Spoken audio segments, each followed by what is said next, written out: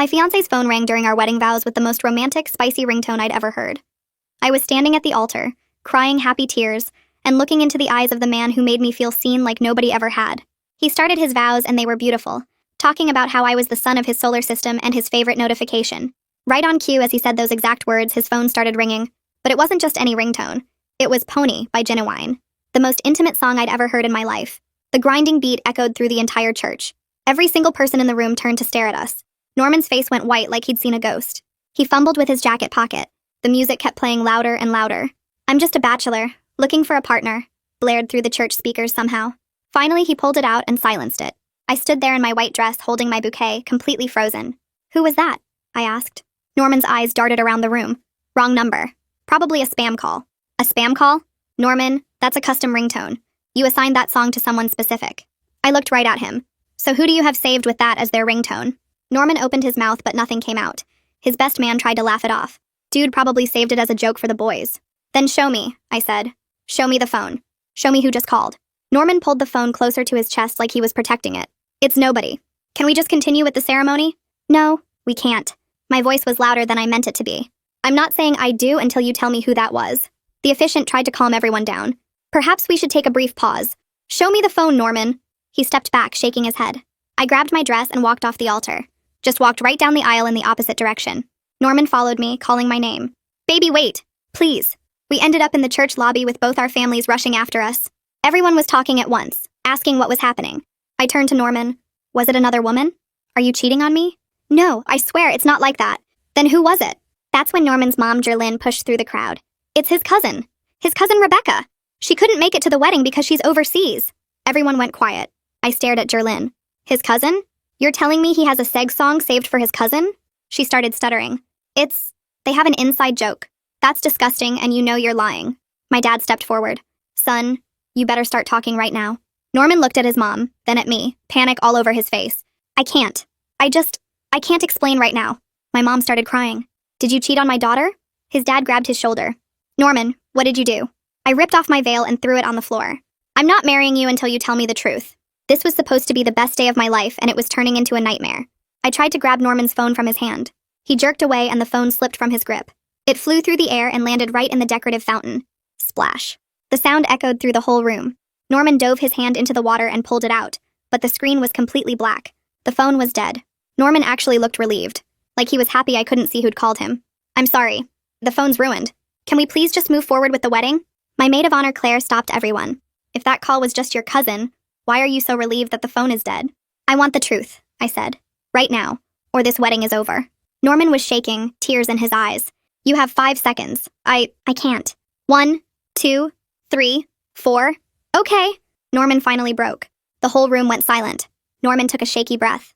"The woman's name is Vanessa." My heart stopped. "Who is Vanessa?" "She's someone from my past." "What does that mean?" His mother started crying, which told me this was really bad. "Vanessa is the mother of my child." The words didn't make sense at first.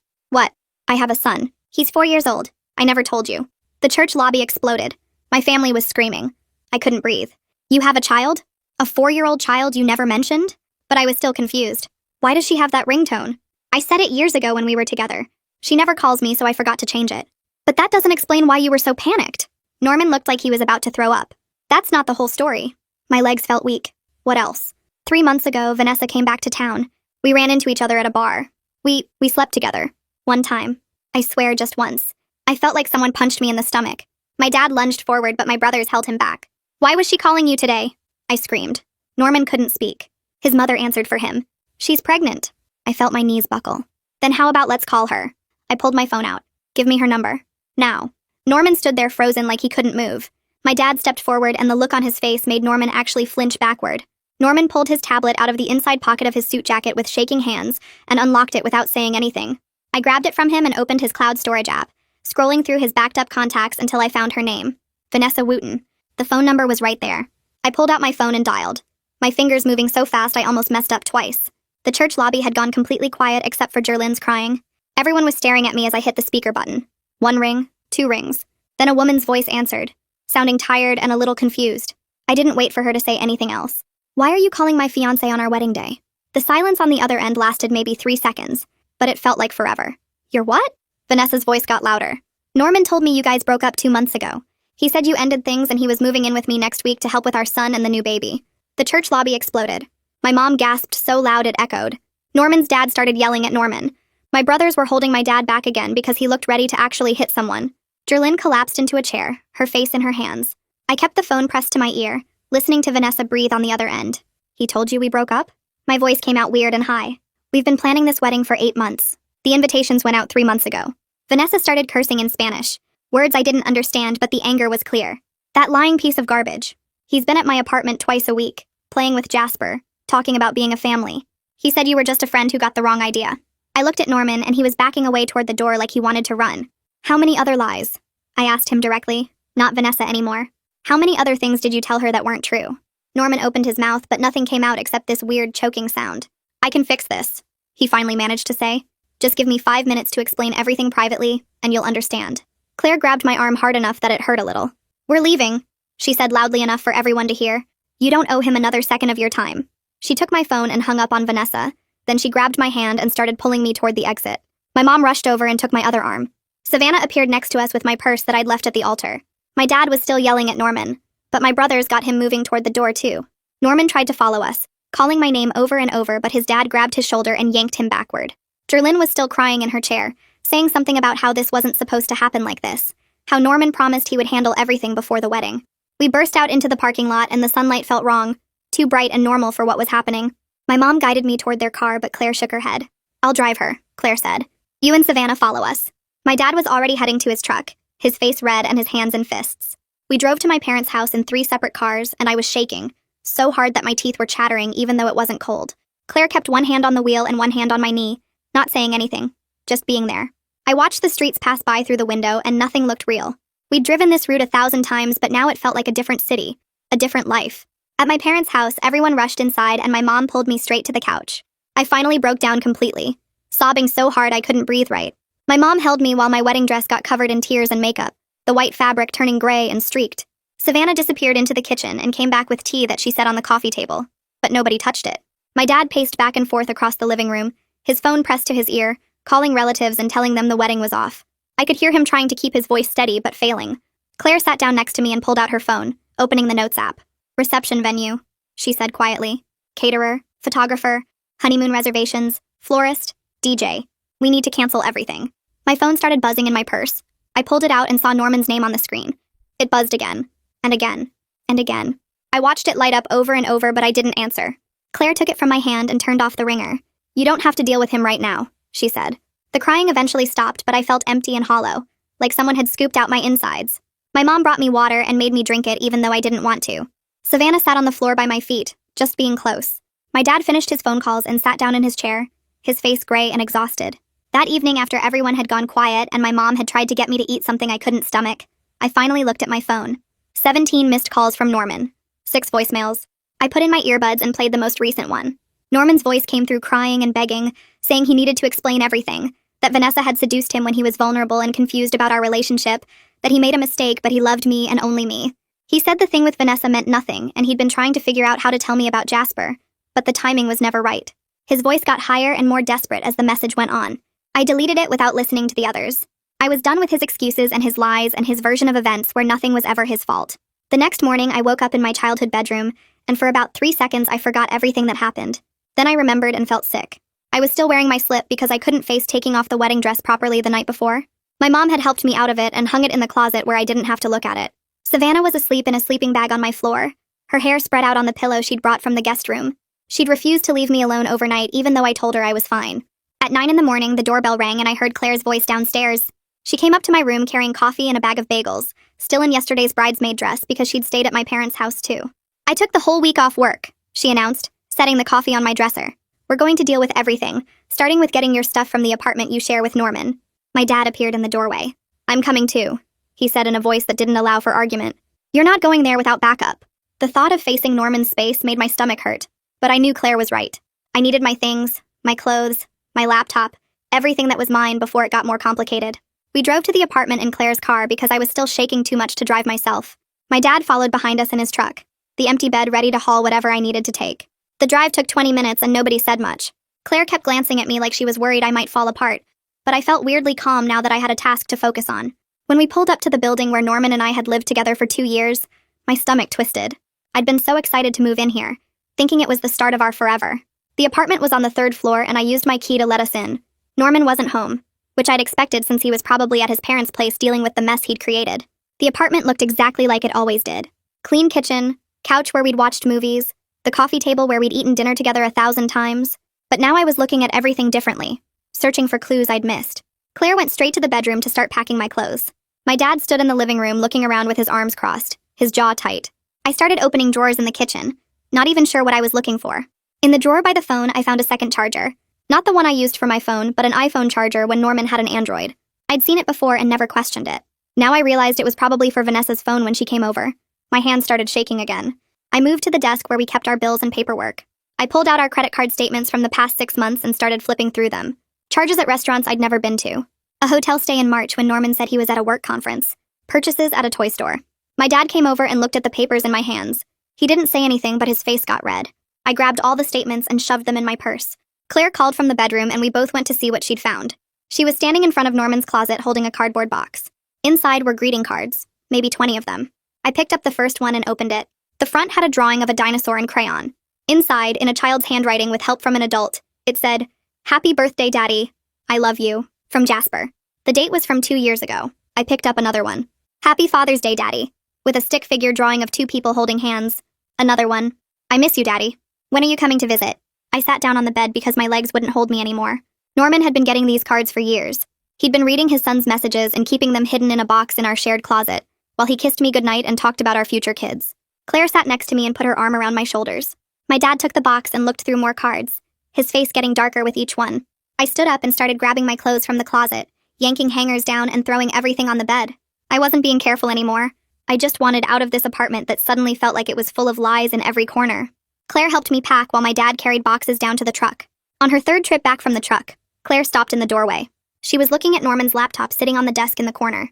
It was open and the screen was lit up. I walked over and moved the mouse. The screen came to life and I realized Norman hadn't logged out. His email was right there, open and accessible. Claire came to stand next to me. "You should look," she said quietly, "before he gets a chance to delete anything." I knew she was right. I sat down and started scrolling through his inbox. There were dozens of emails from Vanessa going back months. I clicked on the most recent one from 3 weeks ago. It was about their son's preschool graduation and whether Norman would be attending. Vanessa had written that Jasper kept asking if Daddy would be there to see him get his certificate. Norman's response said he'd try, but he was busy with wedding planning. Wedding planning. I felt sick. I kept scrolling and clicking. There were emails about doctor appointments for Jasper. Emails about child support payments that were late. Emails where Vanessa asked when Norman was going to tell me the truth. I found one from 2 months ago that made me stop breathing. Vanessa had written asking if Norman was sure about his plan. Norman's response was 3 paragraphs long. He said he needed to go through with the wedding to keep his parents happy, because they'd already paid for half of it, and his mom would never forgive him if he embarrassed the family. He said after the honeymoon he'd tell me he'd made a mistake and file for divorce quickly. He told Vanessa he'd move in with her and Jasper by the end of the summer, and they could finally be a real family.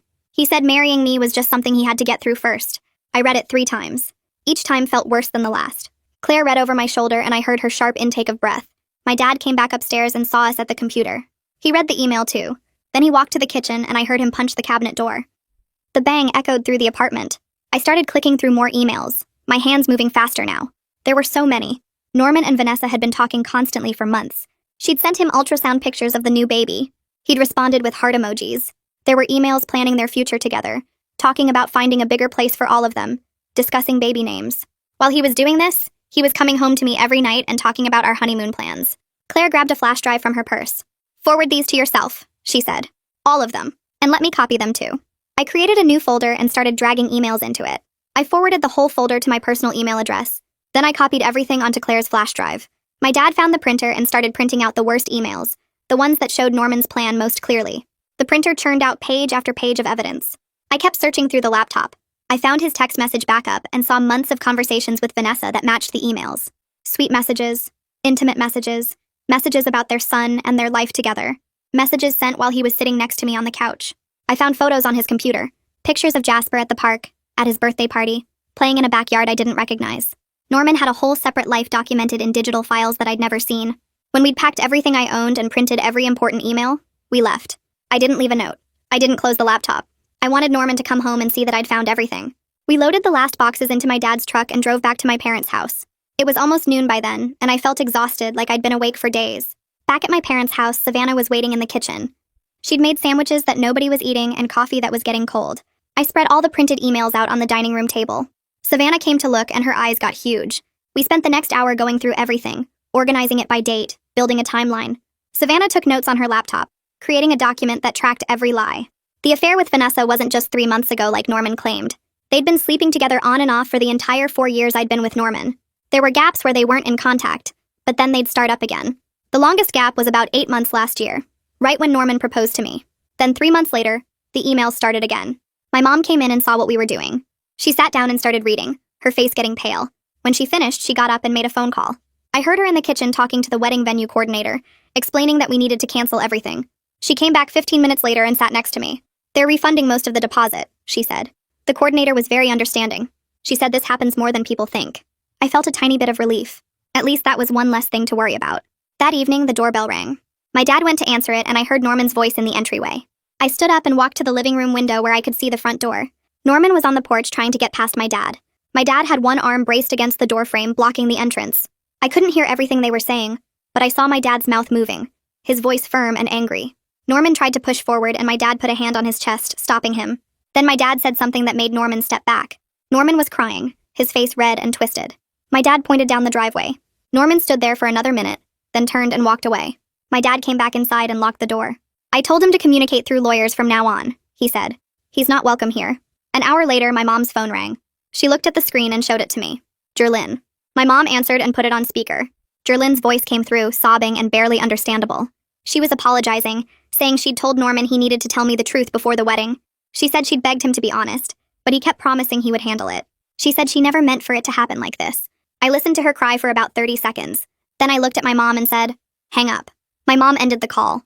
Jerlyn tried calling back twice, but my mom didn't answer. The next day, Claire came over again with her laptop. We sat at the dining room table and logged into the joint bank account Norman and I shared. I'd been putting money into it every month for 2 years, saving for the wedding and our future. Norman had access to the same account. Claire pulled up the transaction history and we started going through it month by month. In January, there was a transfer to Vanessa for $1,500. In February, another $1,000. In March, $2,000. The amounts varied, but they were there almost every month, sometimes multiple times a month. Money from our shared account, money I'd deposited thinking it was going toward our wedding and our life together, had been going to support Norman's other family. Claire added up the total. Over the past year alone, Norman had sent Vanessa more than $18,000 from our joint funds. I felt like I might throw up. That money was supposed to pay for our honeymoon, for furniture for the house we'd planned to buy. Instead, Norman had been using it to support the life he was planning to leave me for. I stared at the number Claire had written down. $18,000. My hands started shaking. That was supposed to be our honeymoon in Greece. That was the down payment we'd been saving for a house. I felt sick to my stomach thinking about how I'd skipped buying new work clothes and eaten leftovers for lunch every day to add extra money to that account. Norman had been taking it and sending it to another woman while I was planning our wedding. Claire put her hand on my shoulder, but I barely felt it. The betrayal wasn't just emotional anymore. It was right there in black and white. Transaction after transaction, proof that he'd been stealing from our future to build a different one without me. I added up the numbers again in my head, hoping I'd made a mistake, but it came out the same. $15,000 minimum over the past year alone. Probably more if I went back further. Claire closed the laptop and looked at me. "We need to protect what's left. Right now." I nodded because she was right. Norman still had access to that account. He could drain everything before I even had a chance to stop him. We grabbed my purse and keys and drove straight to the bank. It was almost closing time, but we made it with 10 minutes to spare. The woman at the desk looked confused when I explained I needed to open a new account immediately and transfer money from a joint account. She asked if everything was okay, and I said my wedding got called off and I needed to separate my finances. Her expression changed to sympathy and she moved faster after that. We opened a new checking account in just my name. Then we transferred exactly half of what was left in the joint account. Norman had already taken, so much that my half only came to about $4,000. The woman helped me remove myself as an authorized user on Norman's credit cards too. She said I should also cancel the joint card to protect my credit score. I did it right there, watching her type on her computer. Every click felt like taking back a tiny piece of control. When we left the bank, I felt exhausted, but also relieved. At least Norman couldn't take anything else from me now. Back at my parents' house, Savannah was sitting at the kitchen table with her laptop open and a notebook covered in writing. She looked up when we walked in. "I found 3 family lawyers who do free consultations. I already called and made appointments for you. Tomorrow at 10, Thursday at 2, and Friday at 11. I stared at her. My little sister, who usually couldn't remember to return my calls, had just organized my entire week. She saw my expression and shrugged. "You're dealing with enough. I can handle phone calls and scheduling. I hugged her and she hugged me back hard. For the first time since the wedding disaster, I felt like maybe I could actually get through this. The next few days blurred together. I met with all 3 lawyers and picked the one who seemed most straightforward about what I could realistically recover. She said the money Norman took from our joint account would be hard to get back since it was technically his money too, but we could try. She also said any wedding expenses I'd paid personally, or that my family had paid, could potentially be recovered through small claims court. My dad said he'd pay her fee because he wanted Norman to face consequences. I spent my time at my parents' house, avoiding Norman's calls and texts. He tried everything from apologies to anger to guilt trips. I blocked his number after the 15th message. 4 days after the wedding that never happened, my phone rang with an unknown number. I almost didn't answer, but something made me pick up. Hello? A woman's voice came through, quiet and tired. Is this the woman who was supposed to marry Norman? My stomach dropped. Yes. Who is this? It's Vanessa.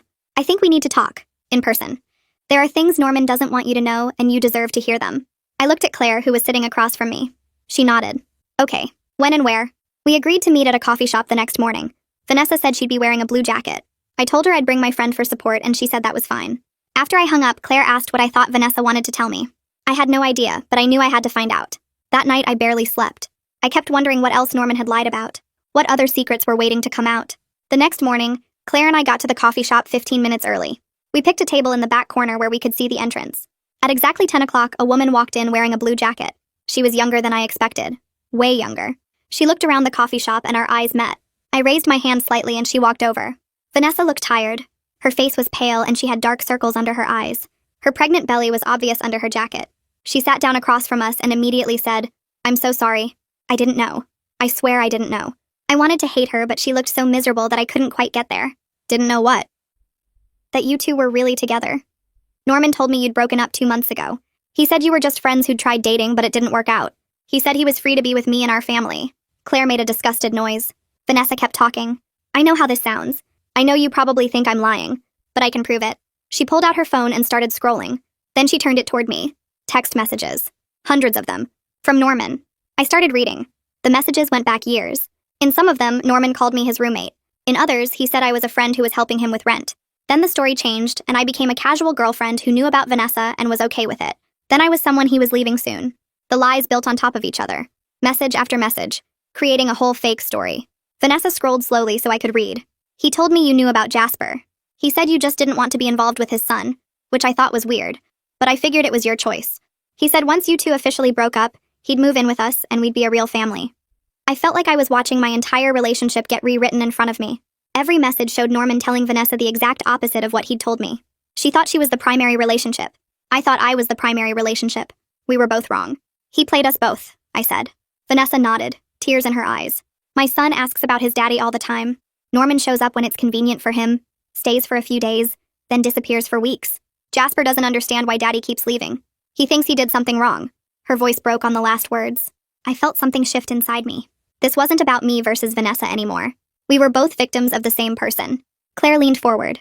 Has Norman been supporting you and your son financially? Vanessa laughed bitterly. Barely. He sends money sometimes, but it's never consistent. He promises to help with bills and then doesn't.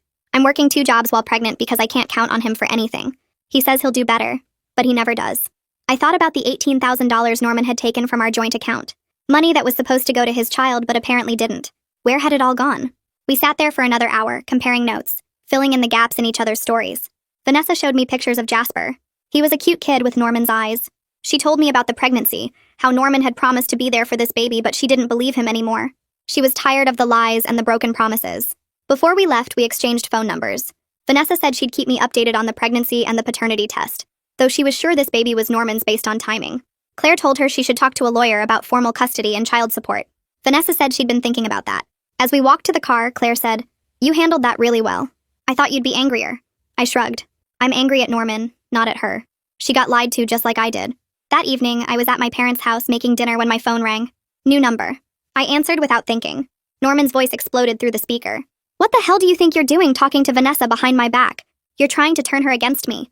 You're trying to destroy my relationship with my children." I actually laughed. I couldn't help it. The audacity was amazing. "I'm not doing anything to you, Norman." Vanessa called me. "And she's not against you. She's just finally seeing who you really are. You have no right to interfere in my family." "Your family? Which family, Norman? The one you were building with me? Or the one you were building with her? Because you can't have both." He started yelling about how I was being unfair and unreasonable. How I was overreacting to one mistake. How if I really loved him, I'd forgive him, and we could work this out. I hung up while he was mid-sentence and blocked the new number too. My dad looked at me from across the kitchen. You okay? I nodded. For the first time in days, I actually was. The next morning, I had my first appointment with a family lawyer that Savannah had found. Claire drove me there because I still felt shaky about everything. The office was in a tall building downtown with glass windows and fancy furniture in the waiting room. A woman came out to greet us. She was maybe 50 years old with short gray hair and a firm handshake. She led me back to her office while Claire stayed in the waiting area. I sat down across from her desk and pulled out the folder of printed emails and bank statements I'd brought. She put on reading glasses and started going through everything page by page.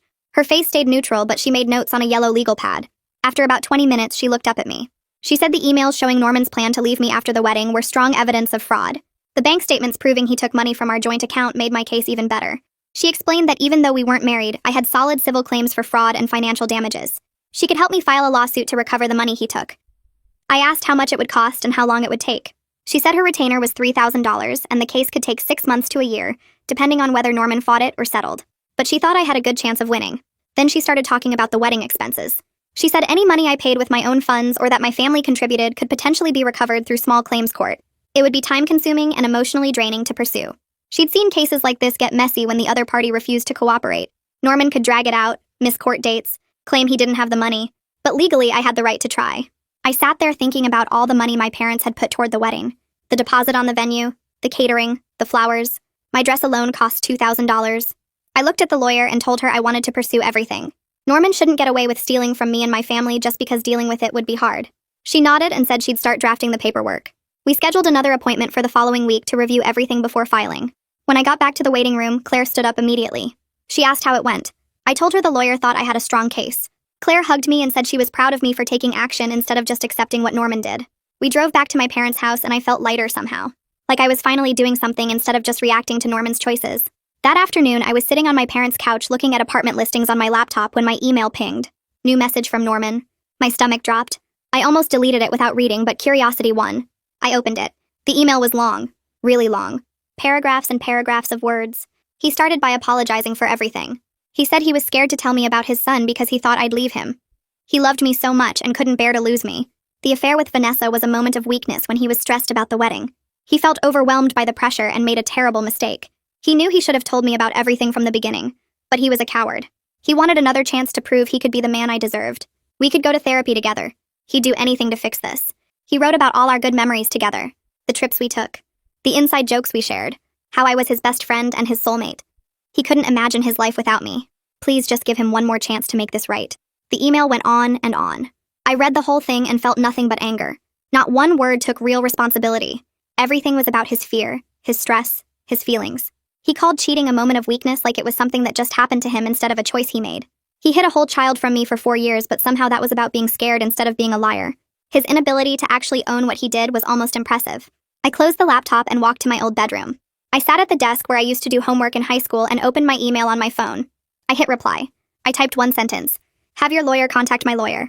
Then I copied and pasted the attorney's name and contact information. I hit send. Then I went into my email settings and blocked Norman's address. I blocked his phone number again too in case he tried calling from a different phone. I was done being accessible to his manipulation. Savannah knocked on my door and came in. She asked if I was okay. I told her what Norman had sent and how I responded. She said that was perfect. Short and clear with no room for him to twist my words. Then she sat down on my bed and pulled out her phone. She said we should start looking for apartments because I couldn't stay at our parents' house forever. I needed my own space to start fresh. We spent the next 2 hours scrolling through listings. Most were too expensive or in bad neighborhoods. But then Savannah found a small one-bedroom in a neighborhood I'd always loved. It had hardwood floors and big windows and was available immediately. The rent was reasonable. I called the landlord right away and scheduled a viewing for the next day. My parents said they'd help with the deposit and first month's rent. The next morning, Savannah and I drove to see the apartment. It was on the 3rd floor of an older building with a coffee shop on the corner. The landlord met us outside. He was an older man who'd owned the building for 30 years. He walked us up the stairs and unlocked the door. The apartment was small but bright. The kitchen had white cabinets and black countertops. The bedroom fit a queen bed with room for a dresser. The bathroom was tiny but clean. I walked around touching the walls and looking out the windows.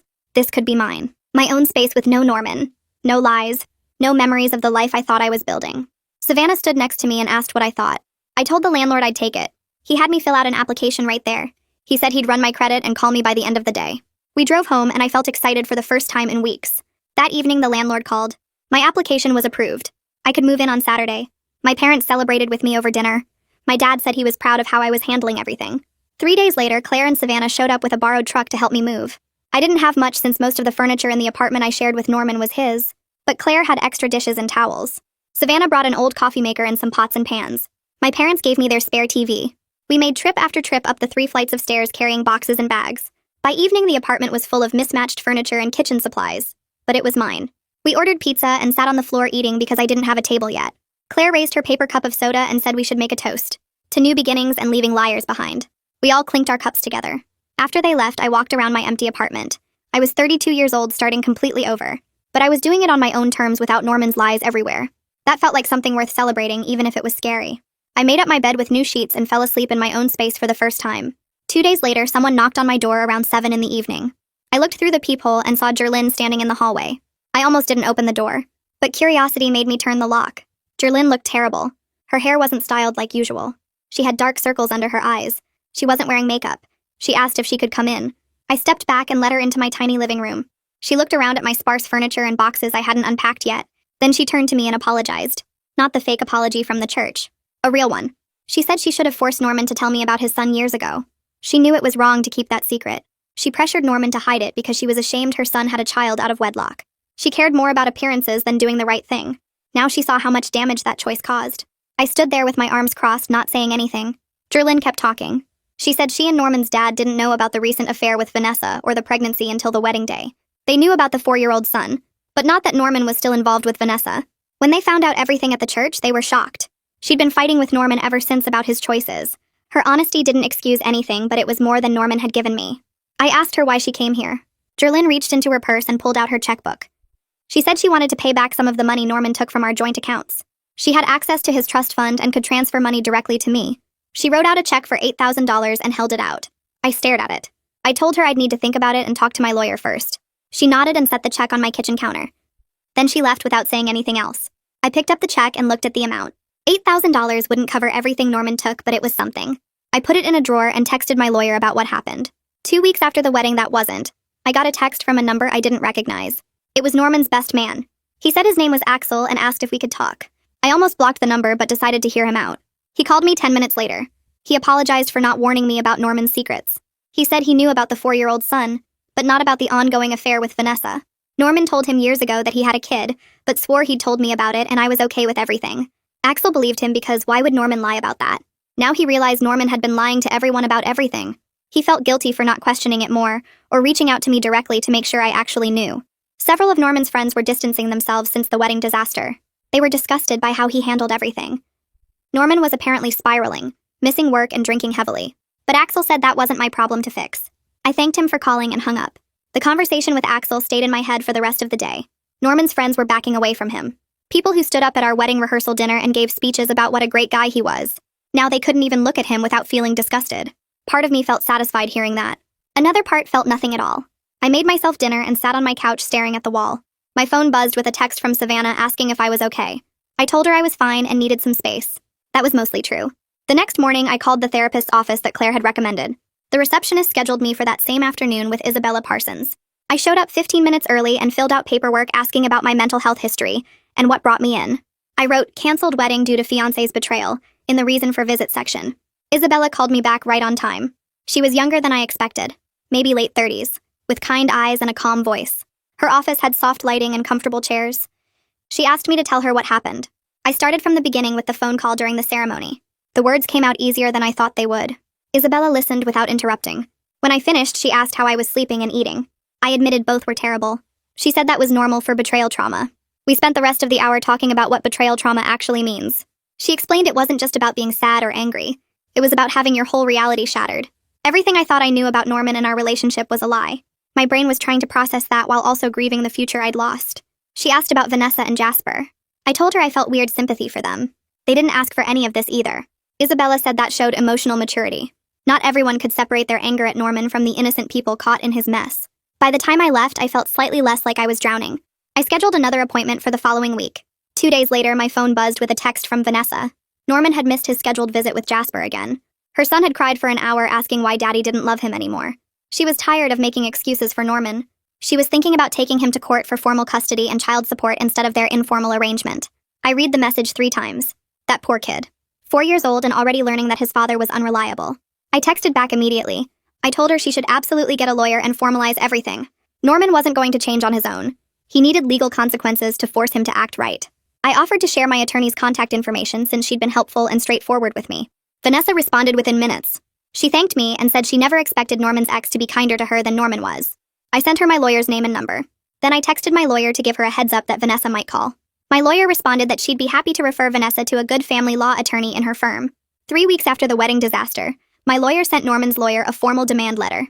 She requested return of the $15,000 he took from our joint accounts. She also asked for half of the wedding expenses my family had paid. The total came to around $25,000. Norman's lawyer responded 2 days later with a settlement offer of $5,000. My attorney called me to discuss it. She said it was a lowball offer and she strongly advised rejecting it. We had solid evidence of Norman taking money from our joint accounts. We had receipts for wedding expenses. Norman's lawyer was testing to see if I'd take an easy settlement. I told her to reject it. I wanted to fight this. A week later, we filed a civil lawsuit against Norman for fraud and financial damages. My lawyer warned me it could take months to resolve. Court dates got scheduled slowly. Norman could drag things out if he wanted to. But I didn't care. I was taking action instead of being a victim. The lawsuit felt empowering. I had some control back. Norman showed up at my apartment building drunk on a Tuesday night around 11. I was already in bed when my intercom started buzzing repeatedly. I got up and pressed the button to hear who it was. Norman's voice came through slurred and angry. He was yelling that I was ruining his life. I'd turned everyone against him. I was suing him for money he didn't have. His words ran together and made barely any sense. I told him to leave or I'd call the police. He kept buzzing and yelling. Other tenants started complaining. Building security came and removed him from the lobby. I watched from my window as they walked him to the street. Norman stumbled and nearly fell. Security waited until he got in his car. I called the non-emergency police line to report it. They said they'd send an officer to take a statement. The next morning I went straight to the courthouse. I filed for a restraining order against Norman. I brought my phone with a recording of his drunken rant from the intercom. I brought the police report from the night before. I filled out forms describing Norman's harassment and my fear for my safety. The clerk told me a judge would review it within 24 hours. The restraining order got granted the next day. The judge reviewed the evidence and decided Norman posed a credible threat. My lawyer called to tell me the news. She said this actually strengthened my civil case. It showed a pattern of unstable and aggressive conduct. Norman was ordered to stay at least 500 feet away from me. He couldn't contact me directly or through third parties. If he violated it, he'd face criminal charges. My lawyer had the order served to Norman at his work. I felt safer knowing there were legal consequences if he came near me again. 5 weeks after the wedding, Vanessa texted me from the hospital. She was in labor and having a girl. Norman was there, but apparently more focused on his phone than supporting her. She sounded exhausted with him in every way possible. I texted back wishing her luck and telling her she was strong. She sent a heart emoji. 3 hours later, another text came through. The baby was born healthy. Vanessa named her Scarlett. She attached a photo. A tiny baby with dark hair and scrunched up face. I stared at the picture for a long time. This innocent child would grow up with Norman as a father. She'd deal with all his dysfunction and broken promises. She'd probably cry someday asking why Daddy didn't show up like Jasper did. I felt genuinely sad for her. Not angry or bitter. Just sad that another kid was stuck with Norman's mess. 2 days after the baby was born, my phone buzzed with a text from Jerlyn. She said Cyrus visited the hospital and finally told Norman he was ashamed of the man his son had become. She said Cyrus was disgusted by all the lying and manipulation. I read the message twice and didn't respond. It felt weird getting updates from Jerlyn about their family drama. This wasn't my fight to win anymore. But I won't lie. It felt good knowing even Norman's own father was calling him out.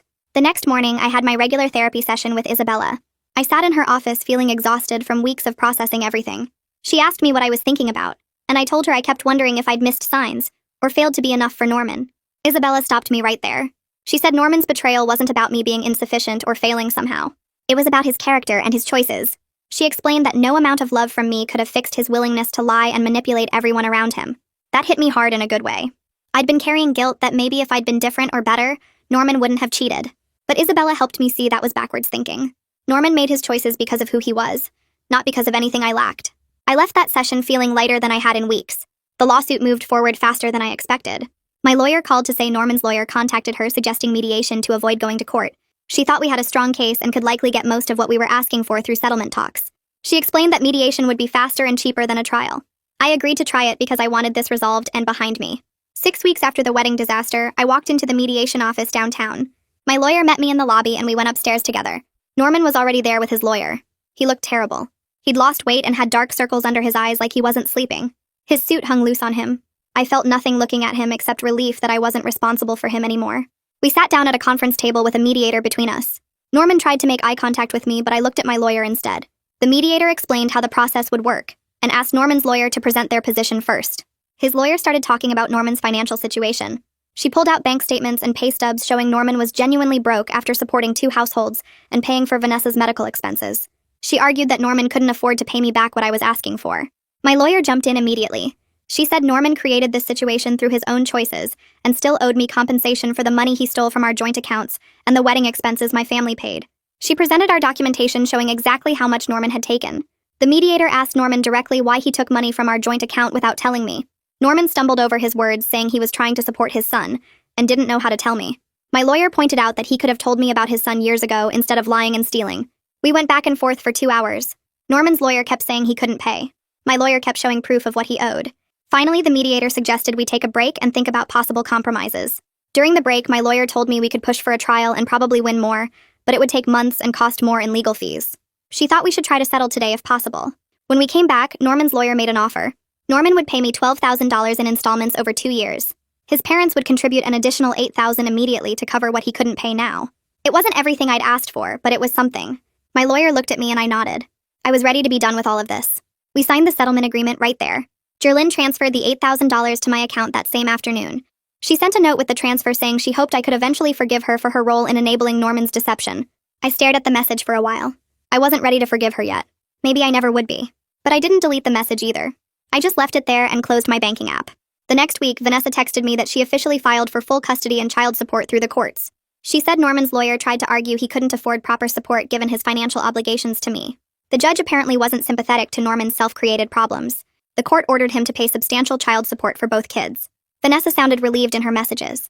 She said maybe now Norman would finally have to grow up and be responsible. I started thinking about dating again. Not anything serious, just testing if I could trust people after everything that happened. Claire set me up with a friend of her husband's.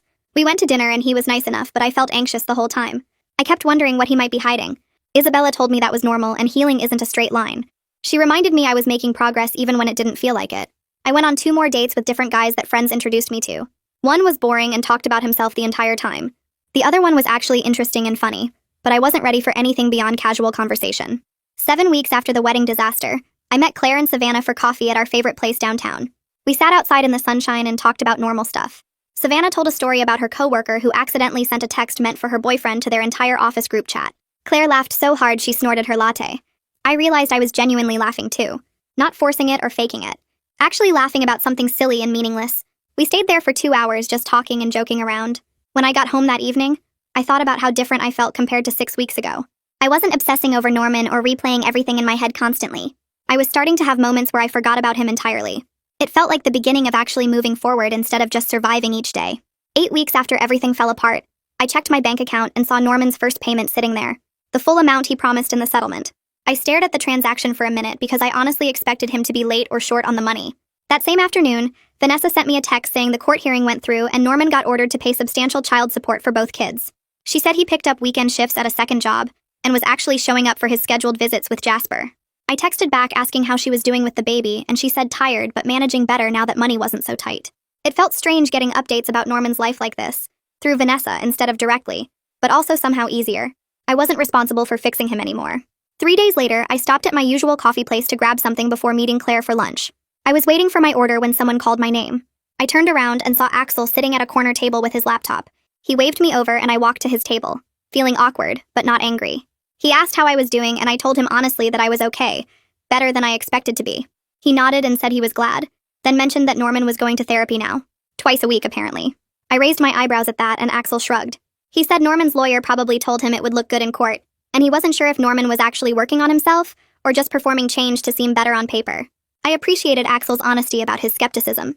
We talked for maybe 10 minutes about normal stuff, his job and my new apartment, before my order came up. He said to text him if I ever needed anything, and I believed he meant it. 2 months after the wedding that never happened, my parents invited me over for dinner. When I got there, Savannah's car was already in the driveway along with my aunt and uncles. I walked in and realized they'd turned it into a small celebration for my new place and fresh start. My mom made my favorite meal, and my dad kept refilling my water glass like I was still 12. After we ate, Savannah stood up and cleared her throat. She said she wanted to make a toast. She talked about how proud she was of how I handled everything with dignity and strength, never letting Norman's mess turn me into someone bitter or mean. My aunt started crying happy tears, and my dad squeezed my shoulder. I felt genuinely supported and loved by these people in ways that made Norman's absence feel less painful. Like maybe I'd been so focused on building a life with him that I forgot how much family I already had. That night, I sat in my apartment on the couch I'd picked out myself, looking around at the space that was completely mine. No shared decisions, no compromises, no hidden secrets lurking in closets. I thought about where I'd expected to be right now as a newlywed, probably arguing with Norman about whose turn it was to do dishes or planning our first married Christmas. This wasn't that future. But sitting there in my quiet apartment with my own things around me, I realized I was genuinely okay. Maybe even better off having discovered who Norman really was before I legally tied myself to him forever. I was building something authentic now, with people who actually respected and valued me. That felt like the best possible outcome from the worst possible situation.